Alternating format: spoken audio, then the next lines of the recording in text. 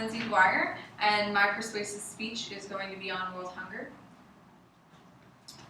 So, how much do you guys think it would cost each week to feed a child? $5. $7. Yeah, I would say $10. So it's actually a lot more simple than that. It's only $1 a day can save the life of a child who is severely malnourished. So the depictions that I have here, the Coke bottle is about, on average, $1.29. Same with the bag of chips. So that's even more expensive than it is to feed a child who's severely malnourished and needs it. The guac on your Chipotle is about $2, so that can actually save the life of 2 children in need for a day.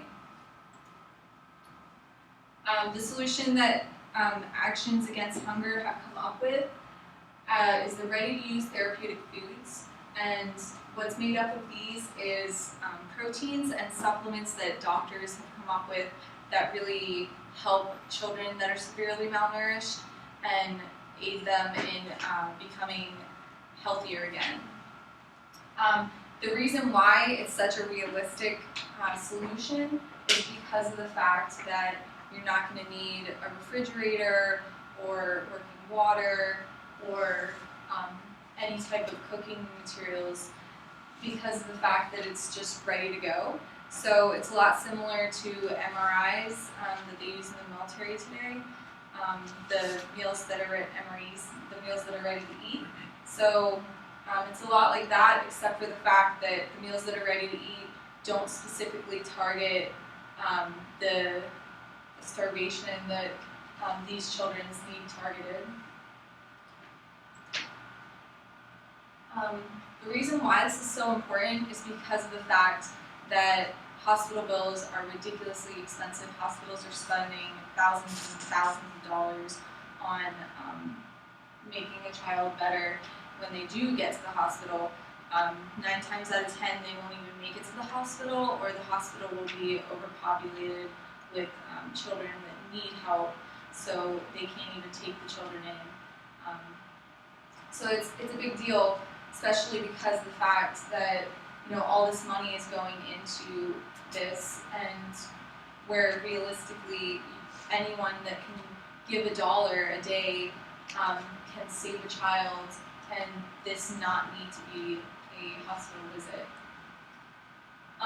The reason why it's also very destructive to hospitals is because that child that's coming in that's severely malnourished is getting everybody else even more sick than they already are.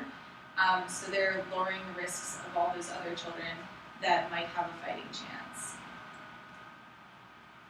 Stop Hunger Now has reported that there are 842 million people in lack of adequate food in the world, and 25,000 people in the world die daily, and that's just an average number. So it's pretty impactful when you think about it.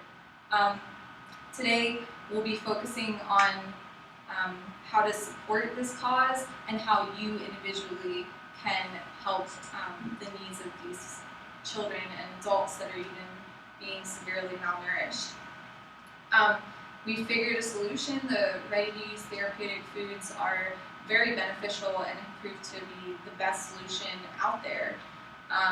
But we need your support in really making it possible, because it is a lot of money in the scheme of things, but if everybody can donate $1, it becomes very inexpensive. Has anyone here ever gone to bed hungry? Yeah. I'm definitely one of those people that have at least gone to bed hungry once, maybe from not eating the whole day, you were too busy, whatnot, and it's not fun, and just imagine that, and that's only the beginning for a child that's severely malnourished. That's their beginning, and then it just gets worse from there. So it's hard to think about that when you're someone that has experienced just the beginning of that. According to the Huffington Post, nearly 49 million Americans struggle with hunger, And this is not just a third world problem. It is something that's affecting our local communities as well. So even in your backyards, even your neighbor, even the person that lives right across the street from you could be someone dealing with this issue and you don't even realize it. So it's becoming something that's going to touch really close to home pretty soon if we don't do something about it. 1 in 7 people within a community struggle to get enough to eat.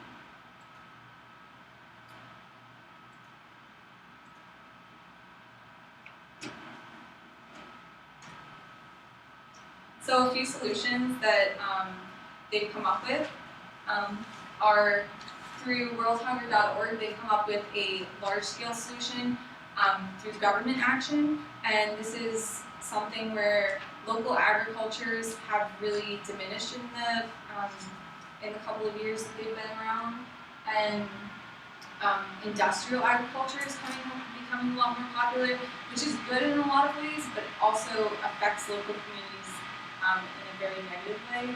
Local communities aren't able to thrive anymore, and local communities that there's poverty, they're not able to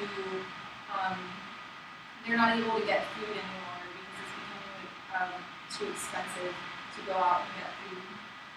And then lowering oil prices is something that the government should work on as well, because oil prices are connected to everything. If you lower the oil prices for something, it's going to lower the oil prices for how much cost and demand you have in the stores and things like that.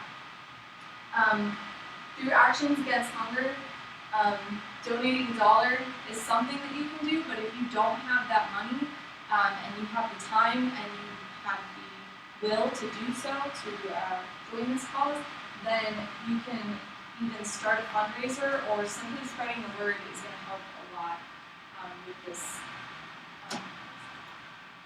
And then the number one thing I want to express today is to influence others. So if this is something that you're passionate about, or even by donating $1, you're going to influence the person next to you to donate that $1 as well. And it starts a chain reaction, and eventually, everybody's donating $1 or everybody's helping out, and it becomes a realistic solution. So just to end, to conclude, this child right here is eating a ready-to-use therapeutic food, and if we can help, why wouldn't we? So if you can help a child that's starving, why wouldn't you? We all want bright and healthy futures for ourselves, so why wouldn't we want that for someone else?